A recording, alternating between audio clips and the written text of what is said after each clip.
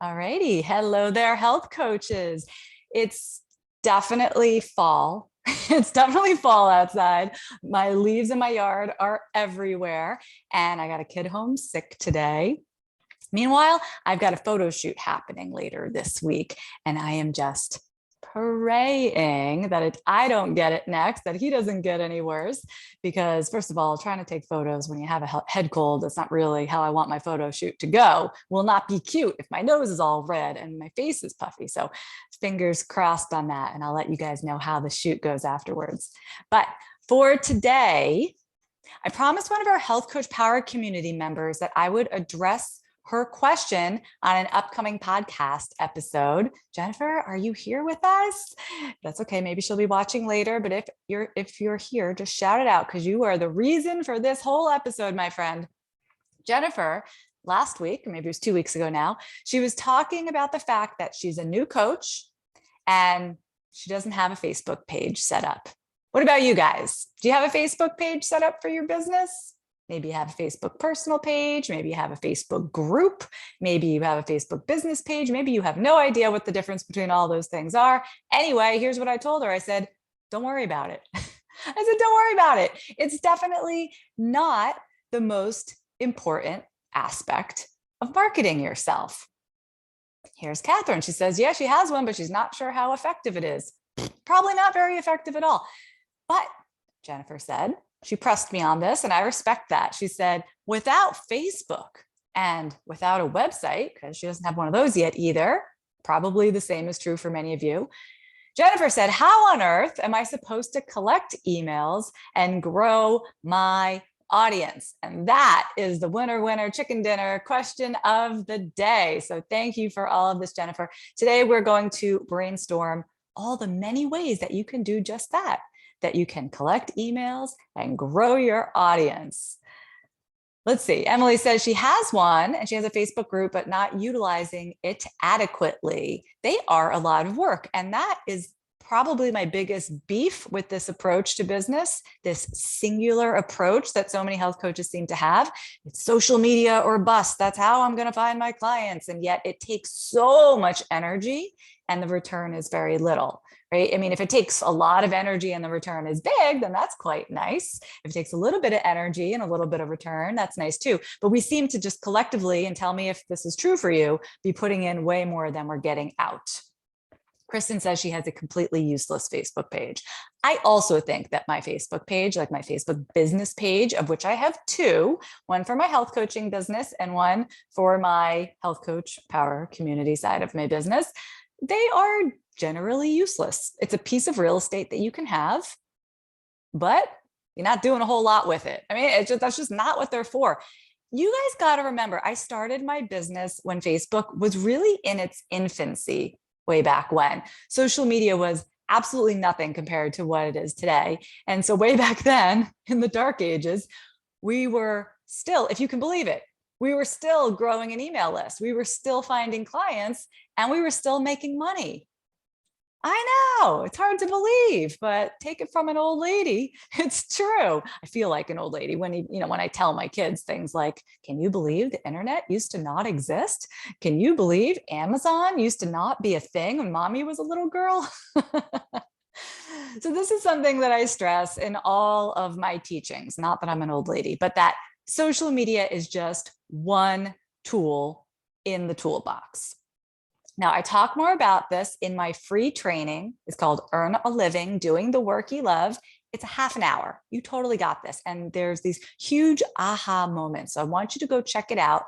It's at healthcoachpower.com/training. And you'll see what I mean about Facebook being just one tool in the toolbox. It's not the end all be all. And if you're going to say, oh, well, there's also Instagram and TikTok. No, not them either. So again, that's healthcoachpower.com/training. Let me see if I can just pop that in the comments right here.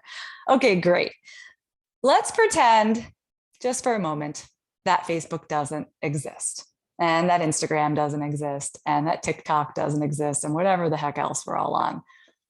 Just think, you don't have to be a rocket scientist. I know you're all intelligent human beings with lots of life experience. How could you meet new people How could you meet new people? Let's just start there. How could you meet new people? Tell me in the chat, tell me in the comments. Amy says, I don't have a Facebook business page. Guess I won't rush to do that. Thank you for one less thing. Just knocking it down. Throw them at me, I'll just knock them down. So many things you don't need. All right, so how could you meet new people and add names to your mailing list if social media did not exist? Rochelle, right here with hold a workshop. You know what? That was top of my list. Yes. Rochelle also says, start talking at local events. Boom, exactly. So let's talk workshops. Workshops can be, and this is very key, they can be anywhere. They can be at a gym, they can be at a yoga studio, but the key is that you're doing it for someone else's audience. Because if you hold a workshop like yourself in your house, you can only invite the people that you know or that you're connected to. But when you are holding it in front of someone else's audience in their space and they're inviting all of their people, and this is very, very common, you know, if you hold a workshop in a yoga studio, they do this constantly. They probably give you 60 or 70% of a profit split, right? Everyone who attends the workshop probably is going to pay 20 bucks, 30 bucks, whatever it is, and they're going to share that profit with you. Other places, I know I've done lots of workshops that are entirely free. I can remember when I did at a gym one time, it was a packed house because I promoted the heck out of that thing. But the point was, I was promoting it to the gym's audience. I was hanging flyers all over their locker rooms. I was even helping the gym owner send out emails about it. Like, you want to get involved, but you want them to be promoting it to their people. And now all of a sudden you're in front of this new group. And they're like, wow, look at all this great value this person has. And when you offer a reason for them to get on your mailing list, they're going to put their name down. Okay. And it's even better because they've met you in person. That's worth like 100 people that you meet online, especially if you're just meeting them through social media. Okay, so that is one fantastic way to do it. How about webinars? Because we do live in this online world. And if you're like me and you have a kid home from school sick, sometimes you can't be out and doing things in the world. And it's much easier if you're working from home.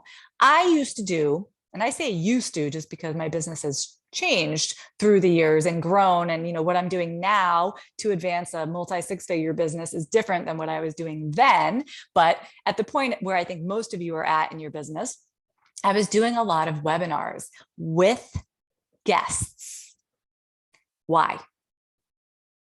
Same reason as I said before, because if I'm just going to do a webinar by myself, I can only invite the people that I can invite. You know what I mean? But if you're going to do a webinar with a guest who is going to help you promote that webinar, and you guys are going to get on together and have a conversation, something packed with value from both ends, it's a win for your community.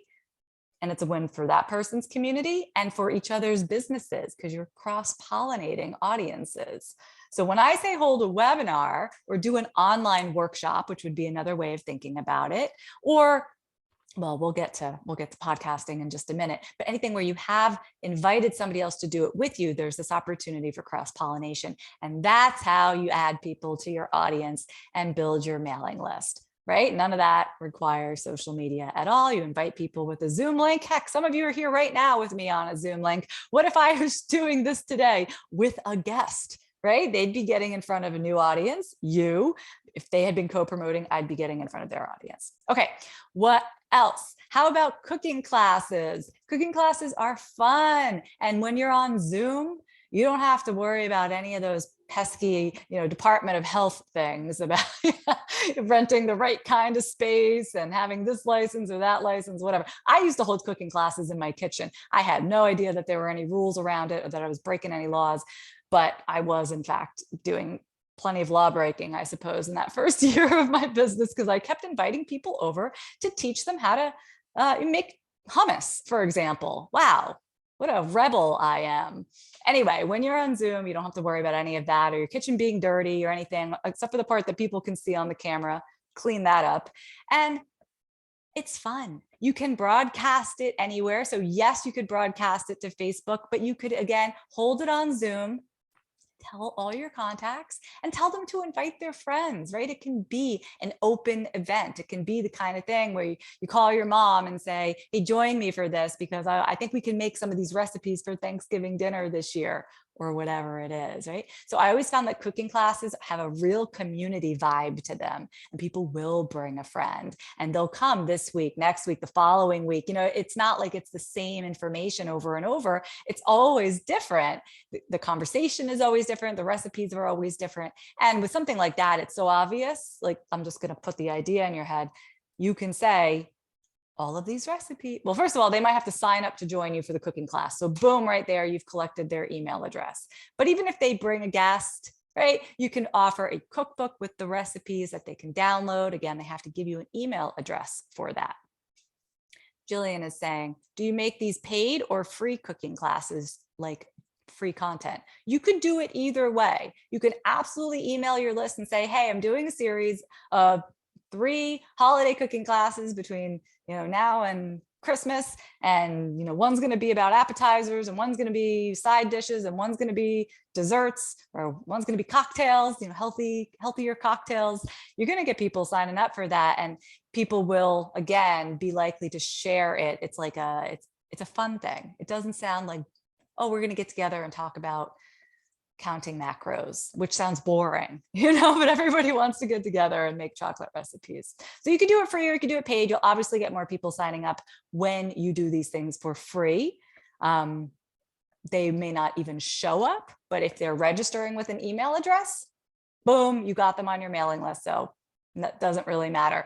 Also, something free, like when you're doing a give like that, I'm going to be doing a free holiday healthier holiday recipe cooking class or something like that. You can tell people about it and they can share it on your behalf, right? So you don't have to be all over social media posting this, that, and the other thing. Invite your friends.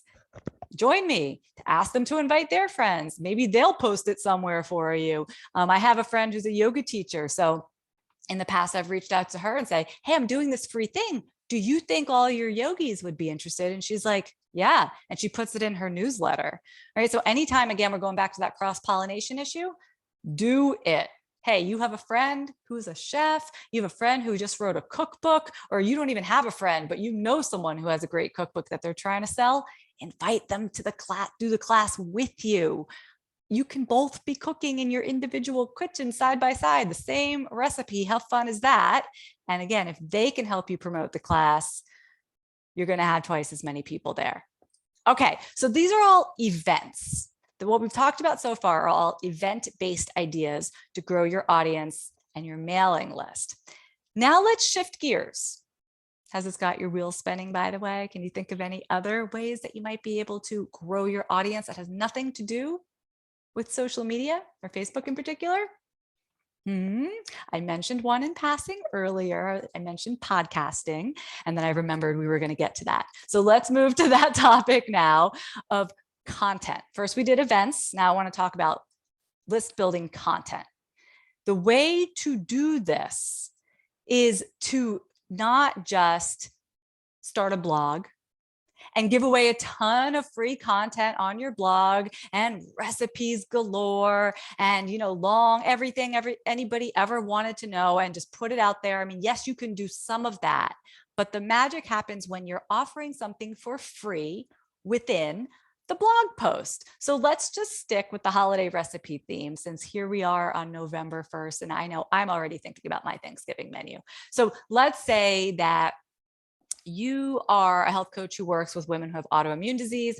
You could publish a blog post with some of your favorite autoimmune friendly Thanksgiving recipes. Publish 1 or 2 of them, maybe 3, but in each one, include a button, include a link where they can click to get your whole AIP friendly Thanksgiving recipe book.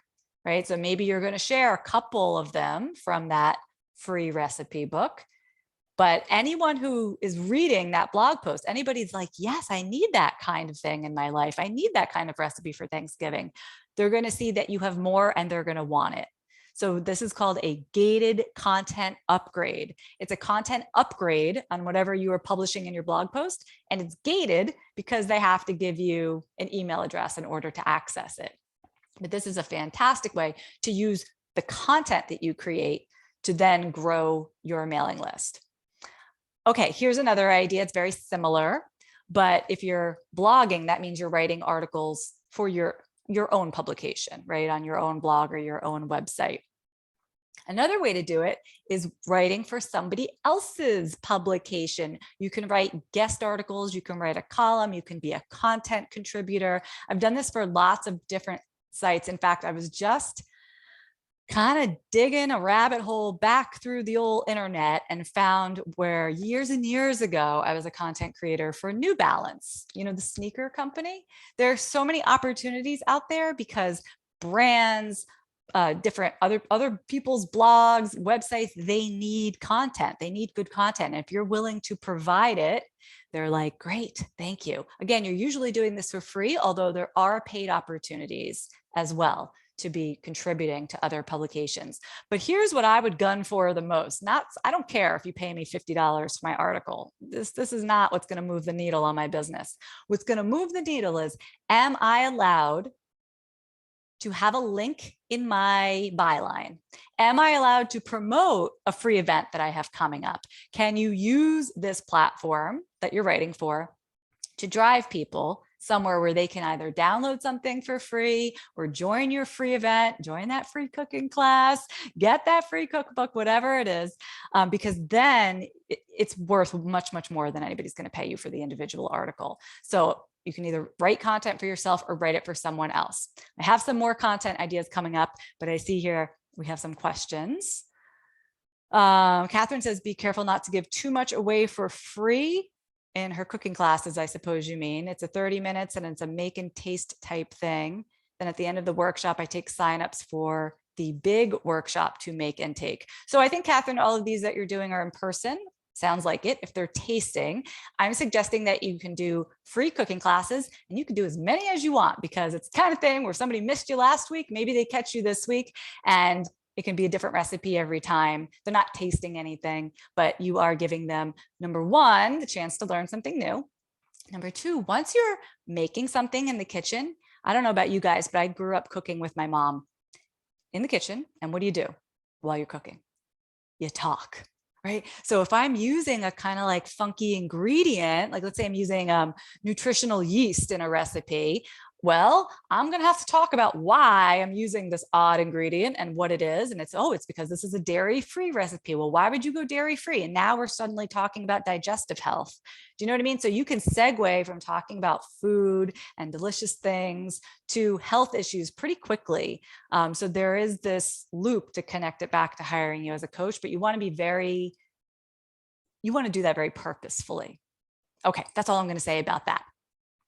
Kristen says, how do you find someone with your target audience to offer a guest blog post? Pretend you are your target audience and go on Google and search for something that they are searching for. They're probably not searching for like nutritional yeast. You know what I mean? Because that's something that probably you and I know about because we're health nerds. I know my target market, my health coaching business, she does not know what nutritional yeast is. She's not looking for that. She's looking for things like simple, easy things that I can make for the holidays, or how to relieve stress, or how do I get my headache to go away? Or, you know what I mean? You want to search for what she's looking for and see what comes up. What publications is she reading? You can also ask,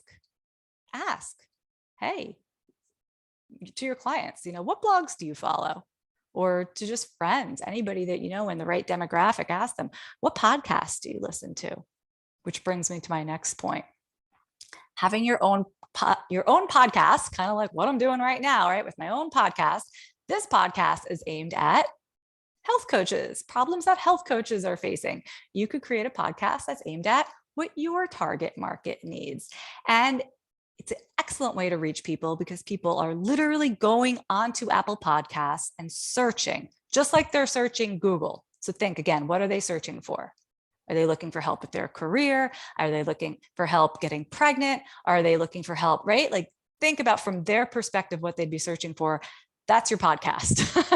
That's what your podcast could be all about. Now, podcast is a pretty big undertaking. So is writing a blog on a consistent basis, but it's worth it. And you would use the same technique I mentioned earlier, where you're giving great value during the podcast episode, but then you're also going to offer freebies during each episode. So you're talking about a topic. Hey, if you want more on this, I have a free resource that you can download at, and you give the URL, right? I think I did that in the beginning of this episode. So you can use, again, your own content to reach the right people who will then want more from you. That's the overall strategy here. Now, of course, you want to start your own podcast. You can do the same thing we just talked about. Be a guest on other people's podcasts. And for those of you who are inside Healthy Profit University's core curriculum, you hear me talk about this a lot because it is ridiculously easy, in my opinion, to get booked as a podcast guest. Like, you think on a scale of 1 to 10, it's going to be a 10 or an 11 to get booked on a podcast, especially when you're a new coach. Who wants me on their podcast? It's like a 2 or 3. You know what I mean? So there's this huge discrepancy between what we think and what is true about guesting on other people's podcasts. But same thing, you show up as a guest. Whenever I have a guest on my podcast, I literally say at the end, hey, do you have a free gift or anything for our listeners? Or where would you like our listeners to go to learn more about you? Don't give your website URL. Don't tell them to follow you on Instagram. Direct them to a freebie. Direct them to that free downloadable thing that they can get from you. Direct them to your upcoming free event, anything where they're going to be giving you an email address in exchange for signing up or in exchange for downloading. Got it? This is, like I said, it's not rocket science, but it's the same strategy over and over. Get in front of a new audience, offer them a free thing. Can you say that with me? Get in front of a new audience, offer them a free thing. All right, I got one more when it comes to content. What about YouTube videos? You can become a YouTube content creator, putting your videos up there on a weekly basis or whatever schedule is going to work best for you. And you would do the exact same thing that you would on a podcast or on a blog post. Give away something great. And if they want more, you got a resource for that. Here it is. Go download it. Ka-ching, people on your mailing list. And that, I said ka-ching because that is money in the bank. You can run Facebook ads. And if you're lucky, you could get leads, new people on your mailing list for like $10 each, or more. Sometimes it's like $15 each. But when you're doing something like this, even if 1, 2, 3 people join your mailing list, right? It doesn't cost you any money. You're not putting anything out in order to get them on. Okay, Amy says, when you promote your workshop for someone else's audience, like a gym, do you extend your target market, or do you tell the gym that it's a workshop for your specific group? Okay, it depends. If your target market is like women who have Lyme disease, a gym is not going to want to have that workshop, right? Because maybe they have some people there who have Lyme disease, but that's not really why people go to the gym. So if you're dealing with a really specific target market, if you're going into a more general setting, think about offering a workshop that is a bit more general. So it's for, like, I'm not a Lyme disease expert, you guys, but tell me, what is one of the biggest symptoms? Maybe fatigue.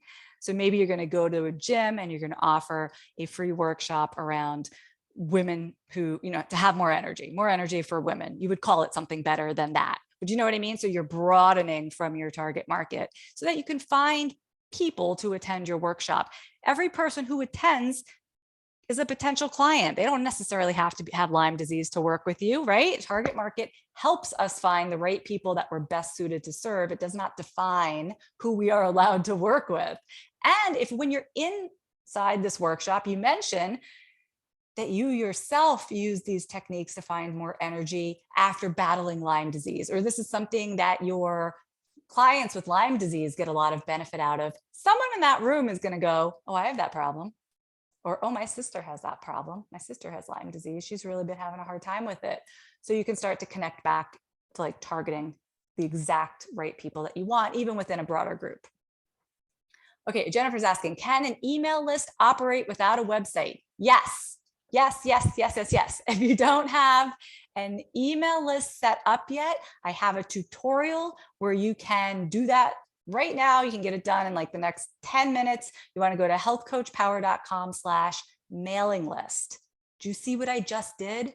I didn't even do that on purpose. Thank you, Jennifer. I'm here talking to you about building your mailing list. An obvious question someone's going to have is, well, how does a mailing list work? Boom, I have this free thing for you, right? Wasn't that seamless?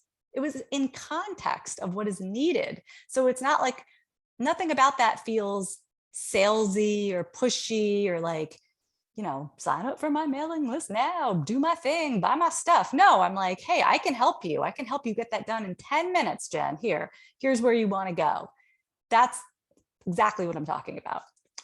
And done. Podcast over. Okay, no, I've got a couple more for you.